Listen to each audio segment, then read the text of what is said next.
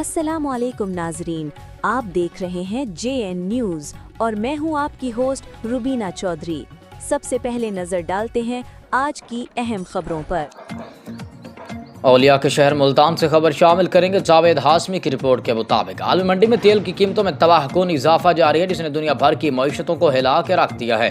खित्ते में बढ़ती हुई कशीदगी और खलीजी ममालिक की सूरत हाल ने पाकिस्तान जैसे दरामदी मईशत रखने वाले मुल्क के लिए खतरे की घंटी बजा दी है।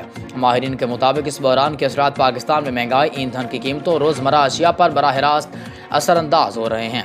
मरकज़ी अंजुमन ताजरान किरियाना रिटेलर्स पंजाब के बानी सदर मियाँ आफाक अंसारी ने सूरत हाल पर शदीद तशवीश का इजहार करते हुए कहा कि आलमी बहरान और IMF की शराइत ने मुल्की मईशत को दो धारी तलवार के नीचे ला खड़ा किया, जिसका सबसे ज़्यादा बोझ गरीब और मुतवस्सित तबके पर पड़ रहा है। उन्होंने हुकूमत को माजी की मिसाल देते मशवरा दिया कि पाकिस्तान में अयूब दौर में जब इस नौयत का तवानाई बहरान आया था तो हुकूमत ने कारोबार बंद करने की बजाय मखसूस औकात में लोड शेडिंग की।